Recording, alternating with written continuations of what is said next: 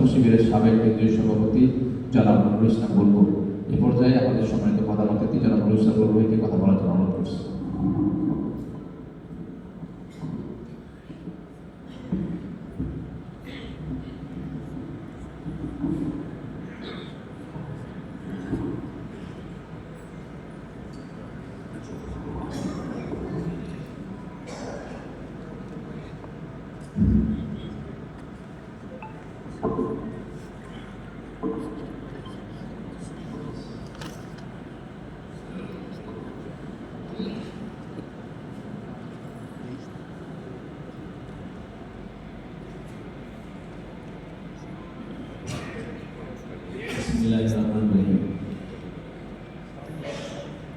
বাংলাদেশ জামাত ইসলামী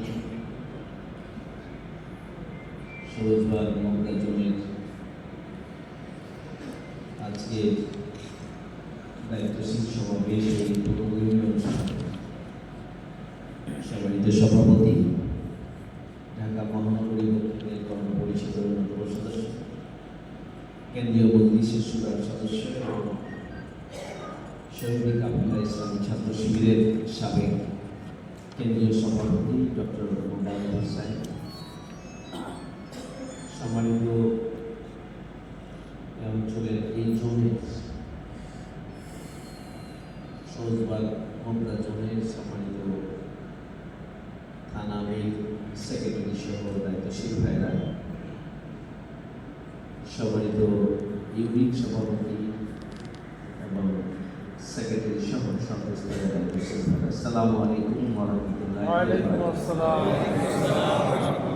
আমরা শুকরিয়া আদায় করছি আলহামদুলিল্লাহ যে আমরা দীর্ঘদিন পরে মুক্ত পরিবেশে আমাদের তৃণমূলের সবচেয়ে কার্যকর শক্তি, তৃণমূলের যাদেরকে সংগঠন হুইল বলা হয়, তৃণমূলের যাদেরকে চাকা বলা হয় সংগঠন, যেটিকে বলা হয় প্রোডাকশন সেন্টার, উৎপাদন কেন্দ্র, যেটিকে বলা হয় তৃণমূলের ক্ষুদ্র একক, সেই ইউনিট সভাপতি এবং সেক্রেটারিদেরকে আমরা একসাথে দেখার সুযোগ পেয়েছি, মিলিত হওয়ার তৌফিক লাভ করেছি। এই জন্য আমরা শুকরিয়া আদায় করছি আলহামদুলিল্লাহ। সাল্লাল্লাহু আলাইহি ওয়াসাল্লামের প্রতি দরুদ ও সালাম বর্ষিত হোক। সাল্লাল্লাহু আলাইহি ওয়াসাল্লাম। আমাদের ঈদুল ফিতর আমরা শেষ করেছি, আপনাদের সাথে একযোগে ঈদুল ফিতরের পরে দেখা। সুতরাং আজকে এই ঈদ বিভিন্ন অনুষ্ঠানে আমি আপনাদেরকে ঈদুল ফিতরের শুভেচ্ছা জানাচ্ছি। ঈদ মোবারক। রমজান মাসের যে শিক্ষা, রমজান মাসের প্রথম লক্ষ্য ছিল লাআল্লাকুম তাত্তাকুন। তাকওয়া এমন একটা গুণ, আল্লাহর ভীতি এমন একটা কোয়ালিটি, যে কোয়ালিটি ব্যক্তির মধ্যে থাকলে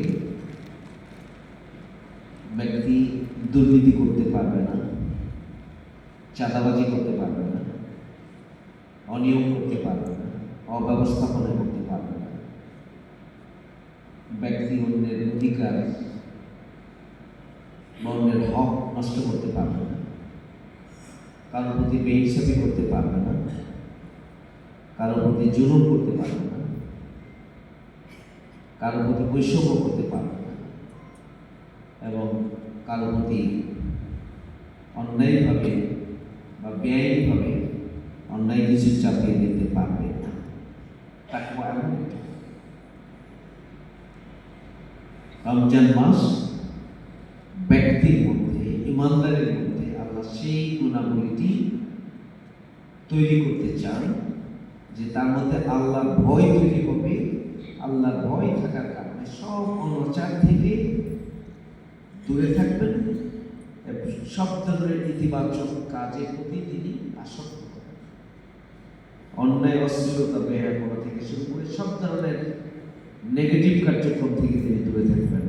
আল্লাহর সন্তুষ্টির জন্য, আল্লাহকে খুশি করার জন্য এবং আল্লাহর ভয়ে ভীত সন্তুষ্ট হয়ে তিনি এগুলো থেকে দূরে থাকবেন আর ইতিবাচক কাজগুলো কাছে যাবেন। এই যে ব্যক্তিকে তৈরি করা, ব্যক্তিকে প্রশিক্ষিত করা,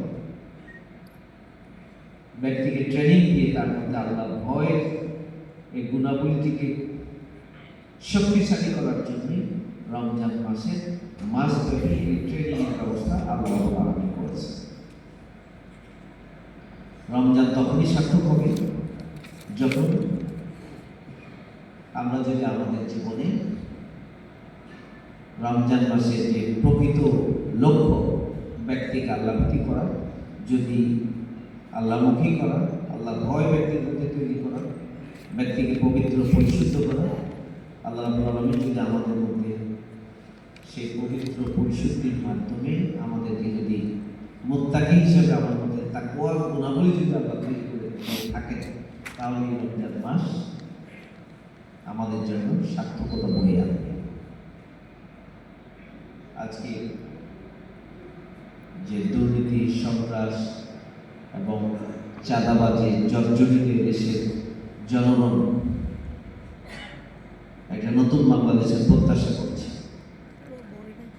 যদি এই ধরনের নতুন বাংলাদেশ প্রতিষ্ঠিত করতে হয়, শহীদদের প্রত্যাশা পূরণ করতে হয়, 18 কোটি মানুষের আকাঙ্ক্ষা যদি পূরণ করতে হয়, তাহলে ওই আল্লাহর ভয়ে ভীত সন্তুষ্ট, সৎ, দক্ষ, দেশপ্রেমিক, নৈতিকতা সমৃদ্ধ মানুষগুলোকে সমাজ এবং রাষ্ট্রের বিভিন্ন জায়গায় প্রতিনিধি হিসেবে বসাতে হবে, এছাড়া সম্ভব নয়। সম্মানিত ভাই ও বন্ধুগণ, এই রমজান মাসে কোরআন নাযিল হয়েছে, এই জন্য রমজান মাসের এত রমজান মাসে আসামলি ওয়া নাজিবি, রোজা আমারই জন্য, আমি তা কে বলছেন? আল্লাহ। সব ভালো কাজ আল্লাহর জন্য, কিন্তু রোজার ব্যাপারে আল্লাহ বলছেন, হাদিসে কুদসিতে এসেছে, আসামলি ওয়া নাজিবি, রোজা আমারই জন্য এবং আমি তার প্রতিদান দেব। আল্লাহ তো সব ভালো কাজের প্রতিদান, কিন্তু রমজান মাসকে আলাদা করে বলেছেন যে তার প্রতিদান দেবেন। রমজান মাসের একটি নফল অন্য মাসের ফরজের সমান।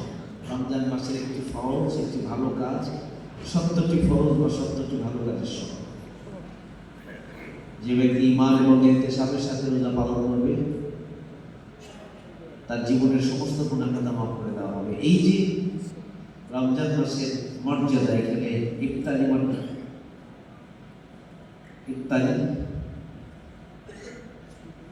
এখানকার সাহরি, এখানকার তারাবি, এখানকার ইবাদত বন্দেগী সবটাই হচ্ছে আলাদাভাবে মর্যাদা। কারণ কি? কারণ হচ্ছে এই মাসের যে মর্যাদা, এটার মূল কারণ হচ্ছে শাহরু রমাদান আল্লাযী উনজিলা ফীহিল কুরআন হুদাল লিন-নাস ওয়া বায়্যিনাতিন মিনাল হুদা ওয়াল ফুরকান। এটা হচ্ছে সেই মাস যে মাসে কোরআন নাযিল হয়েছে। কোরআন হচ্ছে আল্লাহর পক্ষ থেকে মানুষের জন্য হেদায়েত। কোরআন হচ্ছে আল্লাহর পক্ষ থেকে সুস্পষ্ট নির্দেশ এবং সত্য মিথ্যার পার্থক্য নির্দেশকারী আল ফুরকান। তাহলে কোরআন নাজিলের জন্য এই মাসের মর্যাদা, রমজান মাসের মর্যাদা। আবার এই মাসের যে রাতে কোরআন নাজিল হয়েছে, সেই রাতের মর্যাদা হচ্ছে 1000 মাসের চেয়ে মাসের চেয়ে অধিক পবিত্র। 1000 মাস বলতে প্রায় 83 বছর কয়েক মাস হয়। তাহলে একটা পরিণত মানুষের জীবনের যে অর্জন, এক রাতে একজন বান্দা যদি ওই কোরআন নাজিলের শুভফলটা পেয়ে যায়, তাহলে এতটুকু অর্জন তার ওই শুভফলের মাধ্যমে এক রাতের সফল। আবার এটাকে যদি ভিন্নভাবে ব্যাখ্যা করা হয় যে হাজার হাজার মাস, মানে অগণন মাসের চাইতে বেশি বরকত যে রাতে কোরআন নাযিল হয়েছে। ইন্না আনজালনাহু ফি লাইলাতুল কদর ওয়া মা আদরাকা মা লাইলাতুল কদর লাইলাতুল কদরি খায়রুম মিন আলফি শাহর তানাজ্জালুল মালাইকাতু ওয়ার রূহ ফিহা বিইজনি রাব্বিহিম মিন কুল্লি আমর সালামুন হিয়া হাত্তা মাতলাইল ফাজর। এখানে পরিষ্কার করে এই রাতের মর্যাদার কথা বলা হয়েছে। তাহলে যে মাসে কোরআন নাযিল হলো তার মর্যাদা হচ্ছে এই, যে রাতে কোরআন নাযিল হলো তার মর্যাদা যদি এই হয়, তাহলে এই কোরআনের মর্যাদা কতটুকু আমাদেরকে সেই বিষয়টিকে সামনে এনে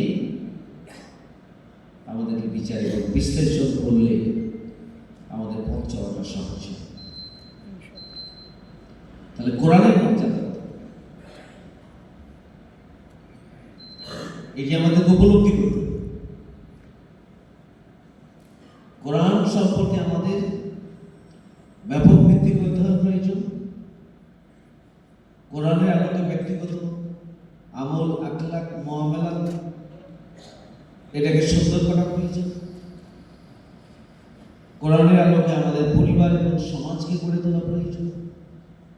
কোরআনের সমাজ প্রতিষ্ঠার জন্য নিজেকে প্রস্তুত করা প্রয়োজন এবং কোরআনের সমাজ প্রতিষ্ঠার আন্দোলনে নিজেদেরকে সক্রিয়ভাবে অংশগ্রহণ করা প্রয়োজন এবং কোরআনের সমাজ প্রতিষ্ঠার মাধ্যমে একামাতে দিনকে বিজয়ী করার মধ্য দিয়ে অসহায়, বিপদগ্রস্ত, বিধ্বস্ত মানবতাকে মুক্তি দেওয়ার জন্য আমাদের জান প্রাণ দিয়ে লড়াই করা প্রয়োজন। তাহলে কোরআনের হক আদায় হবে, তাহলে রমজানের হক আদায় হবে। কিন্তু দুর্ভাগ্যজনক অবশ্য যে আমরা যেভাবে নামাজের গুরুত্ব যতটা বুঝি, রোজার গুরুত্ব যতটা বুঝি, আমরা কোরআনের গুরুত্ব, কোরআনের সমাজ প্রতিষ্ঠার গুরুত্ব, ইসলামী সমাজ প্রতিষ্ঠার গুরুত্ব, আল্লাহর আইন প্রতিষ্ঠার গুরুত্বকে আমরা সেইভাবে উপলব্ধি করি না। এটা ইমানদারদের একটা চরম ধরনের দুর্বলতা এবং ব্যর্থতা। আজকে শুধু বাংলাদেশ নয়, গোটা পৃথিবীতে যদি শান্তি প্রতিষ্ঠিত করতে পারে, যদি অন্যায় চাপিয়ে যাওয়া যুদ্ধ থেকে বিশ্ব মানবতাকে রক্ষা করতে হয়, যদি মানুষের অধিকার প্রতিষ্ঠা করতে হয়, যদি ন্যায় বিচার প্রতিষ্ঠা করতে হয়, যদি ইনসাফ প্রতিষ্ঠিত করতে হয়, তাহলে কোরআনের সমাজ প্রতিষ্ঠা করতে হবে।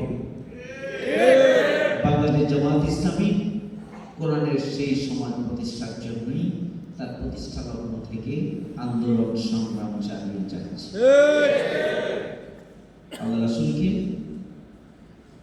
ইসলাম প্রতিষ্ঠার জন্য, ইসলামকে বিজয়ী আদর্শ হিসেবে প্রতিষ্ঠার জন্যই পাঠানো হয়েছে। সমাজে প্রতিষ্ঠিত সমস্ত জীবন বিধানের উপরে ইসলামকে বিজয়ী আদর্শ হিসেবে প্রতিষ্ঠার জন্যই আল্লাহ রাসূল সাল্লাল্লাহু আলাইহি সাল্লামকে পাঠানো হয়েছে। তাহলে দিনকে বিজয়ী করা ছিল রাসূল সাল্লাল্লাহু আলাইহি সাল্লামের লক্ষ্য, রাসূল সাল্লাল্লাহু আলাইহি সাল্লামের দায়িত্ব, কর্তব্য, যে প্রচলিত সমাজ ব্যবস্থাকে উৎখাত করে ইসলামকে প্রতিষ্ঠিত করে। কারণ ইসলাম প্রতিষ্ঠিত হওয়া ছাড়া সমাজে সুখ, শান্তি, সমৃদ্ধি এবং জনগণের অধিকার প্রতিষ্ঠা করা সম্ভব নয়। প্রাণপ্রিয় সম্মানিত দায়িত্বশীল ভাইয়েরা আমার, আজকে আপনারা নিশ্চয়ই আমাদের দাওয়াতি অভিযান চলছে। এই দাওয়াতি অভিযানে বের হয়েছেন আপনারা এবং বের হয়ে আপনারা উপলব্ধি করেছেন যে আলহামদুলিল্লাহ বাংলাদেশ জামাত ইসলামের প্রতি মানুষের আস্থা এবং ভালোবাসার জায়গা কি হয়েছে, বৃদ্ধি পেয়েছে। এটা কি আপনারা উপলব্ধি করেছেন না? কারণ এর এক নম্বর কারণ হচ্ছে বাংলাদেশ জামাত ইসলামী হচ্ছে সবচেয়ে বড় মজলুম দল। দীর্ঘ 17.5 বছর জুলুম নির্যাতন স্টিম রোলার জামাত ইসলামের উপরে চালানো হয়েছে। জামাত ইসলামের আমির মাওলানা মতিউর রহমান জামি, সাবেক আমির অধ্যাপক গোলাম আজম, সাবেক সেক্রেটারি জেনারেল আলী হাসান মোহাম্মদ মুজাহিদ সহ জামাতের শীর্ষ 11 জন নেতাকে ফাঁসি দিয়ে জেলের ভিতরে এবং বাইরে হত্যা করা হয়েছে। জামাতের শীর্ষ নেতৃত্বের সন্তানদেরকে গুম করা হয়েছে।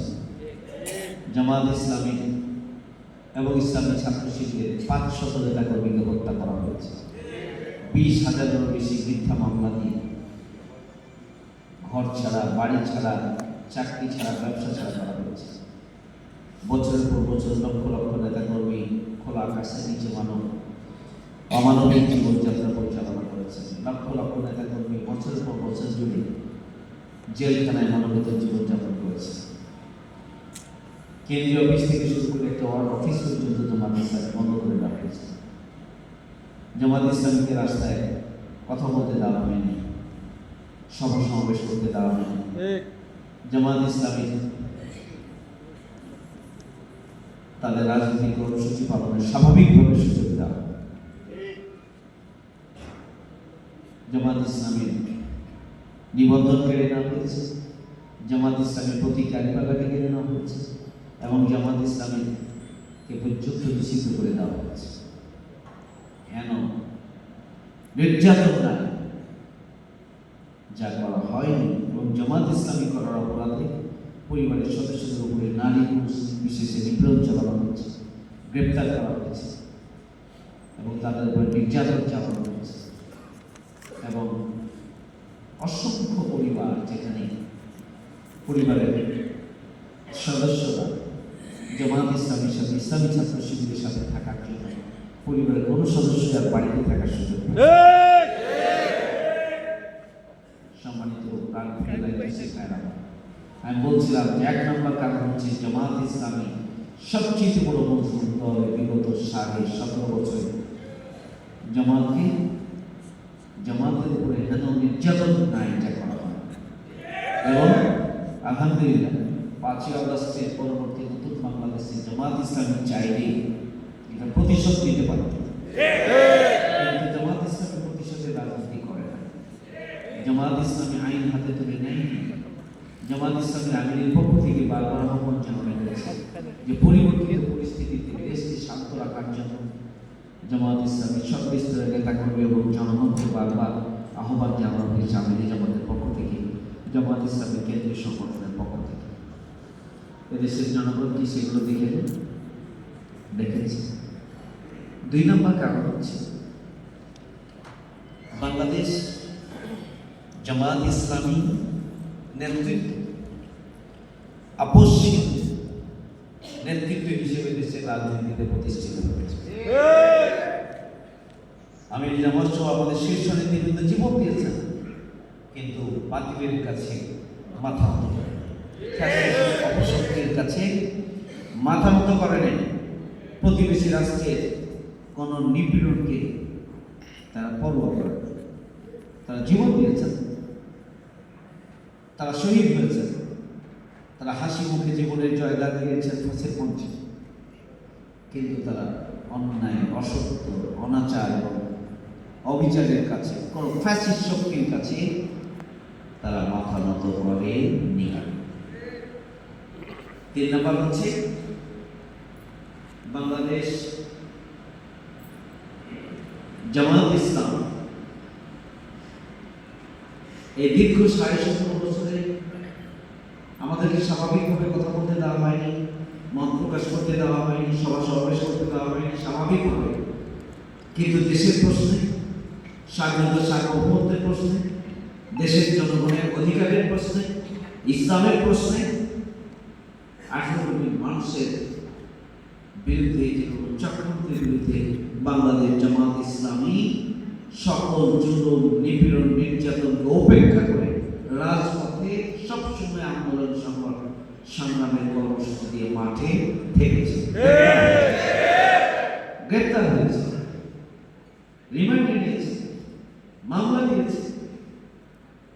হত্যার হুমকি দিয়েছে, কিন্তু জামাত ইসলামের কর্মীরা ত্যাগ এবং কোরবানির নজরানা পেশ করেছে এবং রাজপথে আন্দোলন সংগ্রামে তারা ঐতিহাসিক অবদান রেখেছে।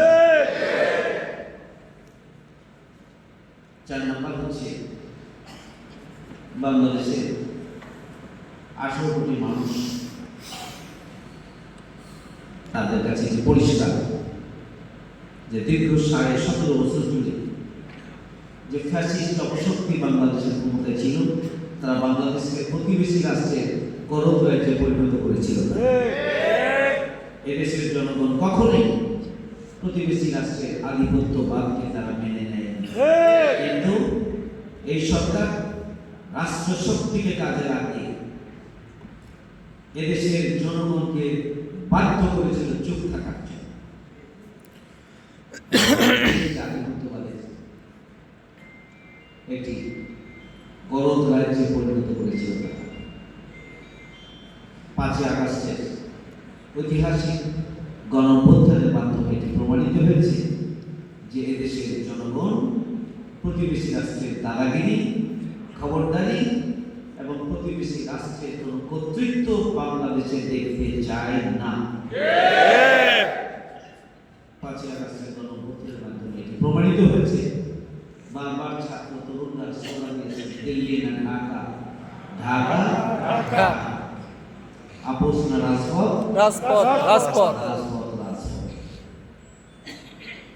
মাথা বিক্রি করার পরিবর্তে তারা মৃত্যুকে বেছে নেওয়ার ঘোষণা দিয়েছে বাংলাদেশ।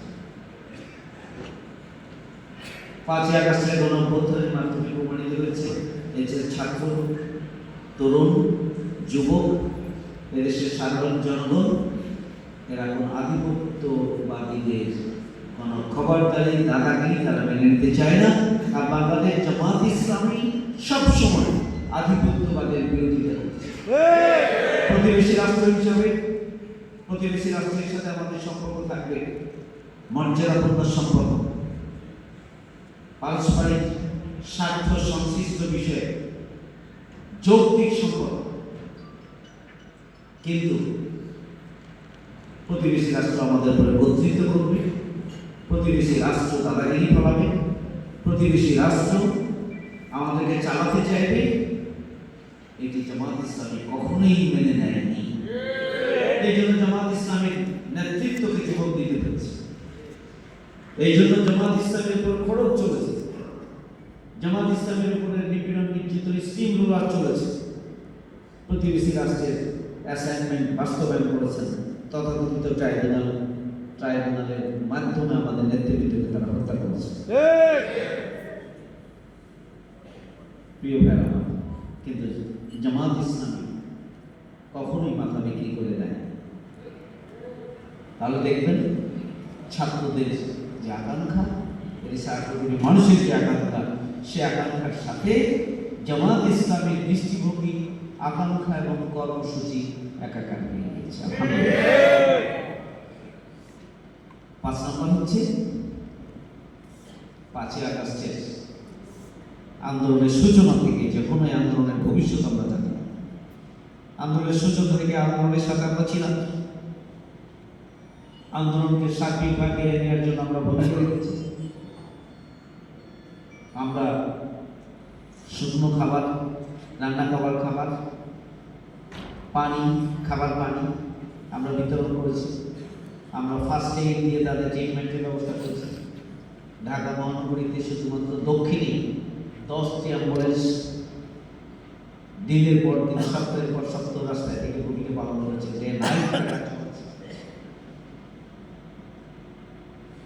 এবং এমনকি আমরা কয়েকটি গুরুত্বপূর্ণ হসপিটাল কর্তৃপক্ষকে আমরা বলেছি, আহত যারাই আসবে তাদের ট্রিটমেন্ট দেবেন, যা ট্রিটমেন্ট প্রয়োজন সব ব্যয় আমরা বহন করব। আমরা তা করেছি, আলহামদুলিল্লাহ। এটিকে দেশের জনগণ দেখে নেই, দেখেছে। কি বলে, জনগণ সচেতন না? দেখেছে। আমাদের আমিরে জামাত ঢাকা মেডিকেলে গিয়েছেন, পঙ্গু হসপিটালে গিয়েছেন, আমরা অরোরা হসপিটালে গিয়েছি, ইস্টার্ন ব্যাংক সেন্ট্রাল হসপিটালে গিয়েছি, আমরা আরও বিভিন্ন হসপিটালে গিয়েছি এবং সেখানে আমরা আহতদের পাশে দাঁড়িয়েছি। শহীদ পরিবারের সদস্য নিয়ে জামাত ইসলামী প্রোগ্রাম করেছে, আহতদের নিয়ে জামাত ইসলামী প্রোগ্রাম করেছে এবং তাদেরকে আর্থিক সহযোগিতা প্রদান করেছে। প্রতিটি শহীদ পরিবারের জন্য জামাত ইসলামী বাংলাদেশের পক্ষ থেকে 2 লক্ষ করে টাকা দেওয়া হয়েছে। কি আর কোনো রাজনৈতিক দল নাই বাংলাদেশে? তারা কি করছে? চাঁদাবাজি তার বলুন জনগণের কাছে। তারা শহীদ পরিবার জানে, আহত পরিবারগুলো জানে যে আহত এবং শহীদ পরিবারের সাথে জামাত ইসলামী কর্মীরা দল মতের ঊর্ধ্বে উঠে মানবিক দায়িত্ব পালনের জন্য কি ভূমিকা পালন করেছে। শহীদ পরিবার আহত পরিবারের সদস্যরা আমাদের অন্যান্য রাজনৈতিক দলগুলোর মুখে বড় বড় কথা শুনবেন না। জনগণের জন্য রাজনীতি করেন বলেন, নির্বাচনের জন্য পাগল হয়ে গেছে, কিন্তু জনগণের সমস্যার সমাধানের জন্য এবং 5ই আগস্টের এই রক্তস্নাত বিপ্লবে আপনি সুফল ভোগ করবেন। এই বিপ্লবীদের সুচিকিৎসার জন্য আপনার কোনো ভূমিকা থাকবে না। বিপ্লবী শহীদদের পরিবারকে মর্যাদার আসনে সমাসীন করার জন্য, তাদের আর্থিক অনটন দূর করার জন্য তাদের পাশে আপনি দাঁড়াবেন না, আর নতুন বাংলাদেশের রাজনীতির কথা বলবেন। এদেশের জনগণের কাছে পরিষ্কার করবেন।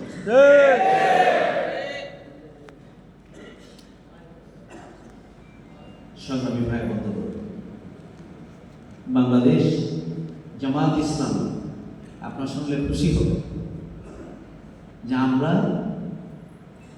শহীদদের প্রকাশনা উৎসব মোড়ক উন্মোচনের প্রোগ্রাম রাজধানীর প্রেস ক্লাব থেকে একযোগে 12টি মহানগরীর প্রেস ক্লাবে আমিরে জামাত উদ্বোধন করেছেন। আপনারা দেখেছেন 10 খণ্ডের 2500 পৃষ্ঠার কালার বই, 4 কালার বই, শহীদদের ইতিহাস। এটা আমরা বলছি রাষ্ট্র করতে পারে এবং পরবর্তী যারা এখানে আরো যারা শহীদ আছে সবার ইতিহাস এখানে সংযোজিত হয়নি, সেটিকে সম্পূর্ণ করার জন্য বাকি কার্যক্রম আমাদের চলছে। বাংলাদেশ জামাত ইসলামী ইতিমধ্যে এটাকে ইংরেজি এবং অ্যারাবিক করার জন্য উদ্যোগ করেছে। আলহামদুলিল্লাহ। সুতরাং শহীদদের ইতিহাস সংরক্ষণ ভবিষ্যতে যাতে করে শহীদ পরিবারের দ্বারা যে কেউ করতে না পারে, নাকি বলেন? যে কেউ যেন করতে না পারে, ইতিহাস যেন বিকৃত করতে না পারে। এই জন্য আমরা শর্ট টাইমের মধ্যে বাংলাদেশ জামাত ইসলামী উদ্যোগ গ্রহণ করেছি, যাতে করে শহীদদের মানে এই ডেড বডি নিয়ে, ইতিহাস নিয়ে যাতে ভবিষ্যতে কেউ ব্যবসা করতে পারে, সেই পথ বন্ধ করা হয়েছে। আমি মনে করি এটা রাষ্ট্রের, এটা একটা জাতীয় দায়িত্ব, এটা রাষ্ট্রের দায়িত্ব এবং সেই দায়িত্ব আলহামদুলিল্লাহ বাংলাদেশ জামাত ইসলামী জাতির পক্ষ থেকে পালন করেছে, আলহামদুলিল্লাহ। তাহলে 5ই আগস্টের আন্দোলন এবং 5ই আগস্ট পরবর্তী যে দায়িত্বশীল ভূমিকা, সেই ভূমিকার দিক থেকে, দায়িত্ব পালনের দিক থেকে বাংলাদেশ জামাত ইসলামী সবার আগে আছে, আলহামদুলিল্লাহ। আপনারা খেয়াল করেছেন ওই দিন দুপুর থেকে জামাত ইসলামীর আমিরের পক্ষ থেকে বারবার আহ্বান জানানো হয়েছে যাতে করে কোনো বিশৃঙ্খল পরিস্থিতি তৈরি না হয়, সবাইকে শান্ত থাকার জন্য বলেছে এবং ভিন্ন ধর্মাবলম্বী যারা তাদের উপাসনালয়, তাদের সহায় সম্পদ এবং তাদের বাড়ি ঘরে যাতে করে কেউ হামলা করতে না পারে এবং কেউ যেন এখান থেকে স্বার্থ উদ্ধার করতে না পারে, বিপ্লবকে ভিন্ন খাতে প্রবাহিত করতে না পারে, সেই জন্য সজাগ এবং সচেতন থাকতে আমির জামাতের পক্ষ থেকে নির্দেশনা দেওয়া হয়েছে। আমির জামাত গিয়েছেন, তাদের সাথে আমরা মত বিনিময় করেছি। ঢাকা মহানগরীতে আমাদের অফিসে বসে ভিন্ন ধর্মাবলম্বী যতটুকু রয়েছে, হিন্দু, বৌদ্ধ, খ্রিস্টান, সব নেতাদের সাথে আমরা মিটিং করেছি এবং তাদেরকে বারবার আশ্বস্ত করেছি, তাদের সুবিধা অসুবিধা জেনেছি, তাদেরকে সাহস দিয়েছি এবং সারা দেশে ভিন্ন ধর্মাবলম্বীদের উপাসনালয়গুলোকে পাহারা দেওয়ার জন্য জামাত ইসলামের পক্ষ থেকে নির্দেশনা দেওয়া হয়েছিল সারা বাংলাদেশে সেই পাহারা দেওয়া হয়েছে। এবং আমরা আবার ভিন্ন ধর্মাবলম্বী নেতৃবৃন্দের সাথে রাজধানীতে বসে আমরা আবার তাদের সাথে আলাপ আলোচনা সাপেক্ষে অন্তর্বর্তীকালীন সরকার গঠন হয়ে যাওয়ার কয়েকদিনের মধ্যে তাদের সাথে আলাপ আলোচনা সাপেক্ষে এটিকে আমরা আইন শৃঙ্খলা বাহিনীর হাতেই আবারও এটি সুরক্ষার জন্য আমরা তাদের সাথে আলোচনা করি আমরা দায়িত্ব হস্তান্তর করেছি। সুতরাং একটি দায়িত্বশীল সংগঠন হিসাবে 5ই আগস্টের পরে জামাত ইসলামের যে ঐতিহাসিক অবদান, এটি জাতি ভুলার কথা নয়। 6 নম্বর হচ্ছে বাংলাদেশ জামাত ইসলামী সবচেয়ে বড় নিপীড়িত একটা নির্যাতিত মজলুম দল হওয়ার পরেও আপনারা দেখেছেন যে পুরো 17.5 বছরে জামাত ইসলামী বাংলাদেশে আমিরি জামাত যেখানেই বিপদ মুসিবত, যেখানেই বন্যা, যেখানেই দুর্গত মানুষের কান্না, যেখানে আহাজারি, যেখানেই বিপদ, অগ্নিসংযোগ, নৌকাডুবি, ভূমিকম্প এবং যেখানেই দুর্গত মানুষের আত্মচিৎকার, সবার আগে আমিরি জামাত সেখানে ছুটে গিয়েছেন। আলহামদুলিল্লাহ, সবার আগে জামাত ইসলামী সেখানে ছুটে গিয়েছেন। দলমতের ঊর্ধ্বে ছুটে গিয়েছেন ধর্ম বর্ণের ঊর্ধ্বে সব মানুষের। নিশ্চয়ই আপনারা জানেন যে পঞ্চগড়ে যে নৌকাডুবি হল সেটি ছিল ভিন্ন ধর্মাবলম্বীদের, অমুসলিমদের একটি তীর্থযাত্রা। নৌকায় 80+ পরিবারের সদস্য ছিল, সবাই তো মারা গেল। প্রতিটি পরিবারের বাড়িতে গিয়ে সদস্যদের সাথে সাক্ষাৎ করে আর্থিক সহযোগিতা তুলে দিয়ে এসেছেন আমিরি জামাত ডাক্তার শফিকুর রহমান। সিলেটের বন্যায় চলে গিয়েছেন আমিরি জামাত ডাক্তার শফিকুর রহমান। আমরা চলে গিয়েছি সেখানে জামাত ইসলাম ঢাকা মহানগরী দক্ষিণ একটা শাখা হিসাবে কেন্দ্রীয় সংগঠনের পরে সবচেয়ে বেশি সহযোগিতা আমরা করেছি। আমরা বারবার গিয়েছি।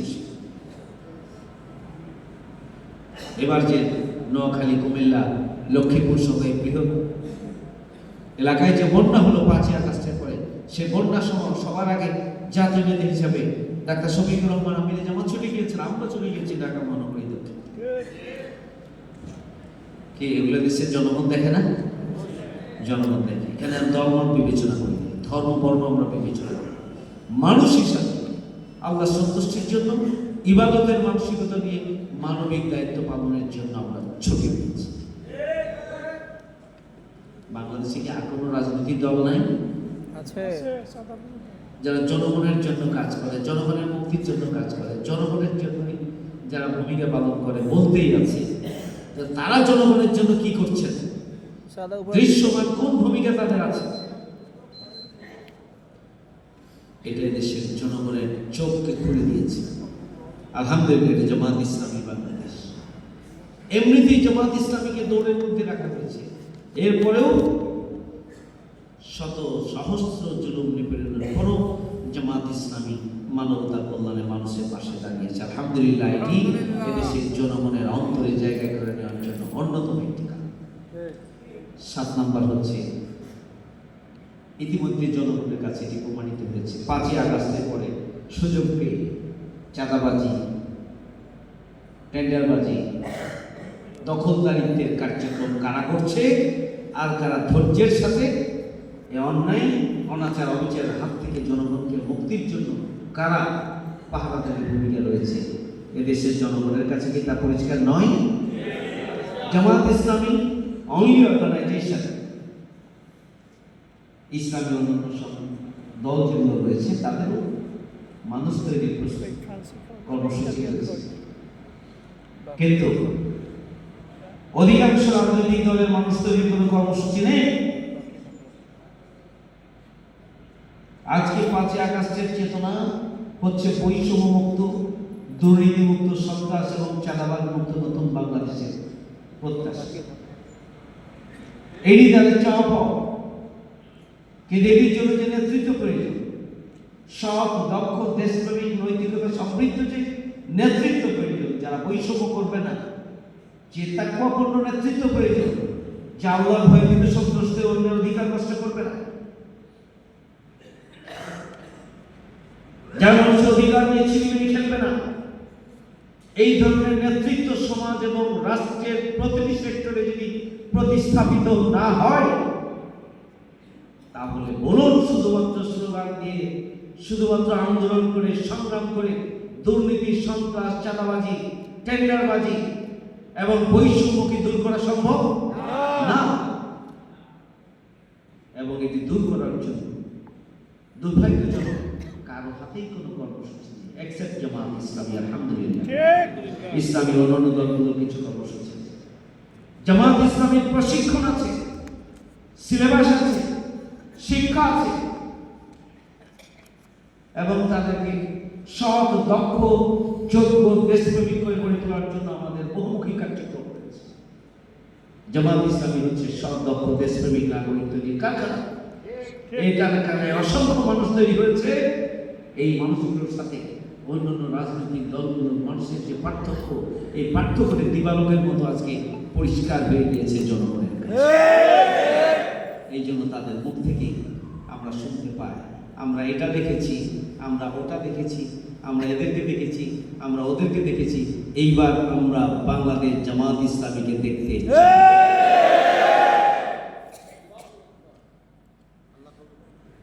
সম্মানিত দায়িত্বশীল ভাই, আমাদের দায়িত্ব কি? আমাদের দায়িত্ব হচ্ছে এই যে জন আকাঙ্ক্ষা তৈরি হয়েছে, এই যে জনগণের প্রতি আস্থা এবং ভালোবাসা তৈরি হয়েছে, এই যে জামাত ইসলামের পক্ষে জনগণের সমর্থন আমরা লক্ষ্য করছি, ভালোবাসা লক্ষ্য করছি, আমাদেরকে এটিকে কাজে লাগানোর জন্য ব্যাপকভাবে আমাদের ইসলামের আদর্শিক সৌন্দর্যকে জনগণের কাছে পৌঁছে দিতে হবে। ইসলামের আদর্শিক সৌন্দর্য, ইসলাম একটি পূর্ণাঙ্গ জীবন বিধান। ইসলাম ছাড়া অন্য কোনো জীবন বিধান মানুষের জন্য প্রযোজ্য নয়। ইসলাম ছাড়া অন্য কোনো জীবন বিধান মানুষের মুক্তি দিতে পারে না, এবং ইসলাম পরিপূর্ণ, ইসলামকে আংশিকভাবে পালনের কোনো সুযোগ নেই। যারা এটি করবে দুনিয়া এবং পরকালে তারা ক্ষতিগ্রস্ত হবে, দুনিয়ায় শান্তি প্রশংসা করবে অসম্ভব। ইসলামের এই পূর্ণাঙ্গ রূপ, এটিকে জনগণের সামনে আমাদেরকে ব্যাপকভাবে তুলে ধরতে হবে, ব্যাপকভাবে তুলে ধরতে হবে। একজন ইমানদার ইসলাম ছাড়া অন্য কোনো জীবন বিধান প্রতিষ্ঠার জন্য লড়াই সংগ্রাম করতে পারে না। যদি আমরা মুসলমান দাবি করি নিজেদেরকে, তাহলে অবশ্যই ইসলামী সমাজ প্রতিষ্ঠার জন্যই আমাকে ভূমিকা পালন করতে হবে। যদি না করি, এটি আমার ঈমানের সাথে সাংঘর্ষিক। এই ব্যাপারে কোরআন হাদিসের যুক্তি দিয়ে আপনাদেরকে জনগণের সামনে এটাকে উপস্থাপন করতে হবে। বাংলাদেশ জামাত ইসলামের যে 4 দফা কর্মসূচি, এই 4 দফা কর্মসূচি আর কিছু নয়। ইসলামের আদর্শিক সৌন্দর্যের দিকে মানুষকে আহ্বান জানানো, কোরআন এবং হাদিসের আহ্বানের সাড়া দিয়ে যারা আমাদের সাথে আসবে তাদেরকে সংগঠিত করা, সংগঠিত করে তাদেরকে প্রয়োজনীয় প্রশিক্ষণ দিয়ে সৎ, দক্ষ, দেশপ্রেমিক নেতৃত্ব হিসেবে, কর্মী হিসেবে তাদেরকে গড়ে তোলা, এবং সমাজ এবং রাষ্ট্রের প্রতি স্তরে যে দুর্নীতি, অনিয়ম রয়েছে এবং যে অসৎ নেতৃত্ব রয়েছে, সেখান থেকে জনগণের মুক্তির জন্য সৎ এবং দেশপ্রেমিক নেতৃত্বকে এখানে প্রতিষ্ঠিত করার জন্য ভূমিকা পালন করে 4 দফা কর্মসূচি নিয়ে বাংলাদেশ জামাত ইসলামী ইসলামী সমাজ বিনির্মাণের জন্য কাজ করছে। জামাত ইসলামের এই দাওয়াত হচ্ছে প্রকৃত অর্থে ইসলাম। এটিকে জনগণের সামনে সুন্দর করে তুলে ধরতে হবে। জামাত ইসলামের বিরুদ্ধে, এই জামাত ইসলামের অগ্রযাত্রা এবং জামাতের প্রতি আস্থা এবং ভালোবাসা যখন উত্তরোত্তর বৃদ্ধি পাচ্ছে, তখন পুরানো বস্তা পচা ইস্যুকে টেনে এনে আবারও আমাদের বন্ধু সংগঠন আমাদের সামনে আনার চেষ্টা করেছে। লজ্জাস্কর ব্যাপার, 5ই আগস্টের আন্দোলনের মাধ্যমে যে ফ্যাসিস্ট বিদায় নিয়েছে, সেই ফ্যাসিস্টের ভাষায় আমাদের বন্ধু রাজনৈতিক দলগুলো কথা বলছে। কেন? জামাত ইসলামী জনগণের কাছে আপনারা যান, দেখবেন জনগণ এই জনদুর্ভোগ থেকে রক্ষার জন্য আগে স্থানীয় নির্বাচন চায়। কিন্তু সেগুলোর দিকে কোনো নজর নেই। উল্টো জামাত ইসলামী জনগণের পালস এবং জনগণের আকাঙ্ক্ষাকে সামনে রেখে এবং জনগণের প্রয়োজনকে সামনে রেখে, দেশের জন্য যে প্রয়োজন সেই প্রয়োজনকে সামনে রেখে দেশ গড়ার রাজনীতি করে বাংলাদেশ জামাত ইসলামী। এবং এই জন্যই জামাত ইসলামীরও কথা হচ্ছে একই, অবশ্যই নির্বাচনের আগে একটা ক্রেডিবল, এক গ্রহণযোগ্য, সুষ্ঠু নির্বাচনের জন্য যে যে সংস্কার প্রয়োজন তার সংস্কার করতে হবে। অবিলম্বে রাষ্ট্রের এই 17.5 বছরের রাষ্ট্রের যে দুরবস্থা, প্রতিটি সেক্টরে একটা বিধ্বস্ত অবস্থা, অবশ্যই মৌলিক এবং গুরুত্বপূর্ণ বিষয়ে রাষ্ট্রের সংস্কার প্রয়োজন এবং সেই সংস্কার আগে হতে হবে এবং এরপরেই জাতীয় নির্বাচন দিতে হবে।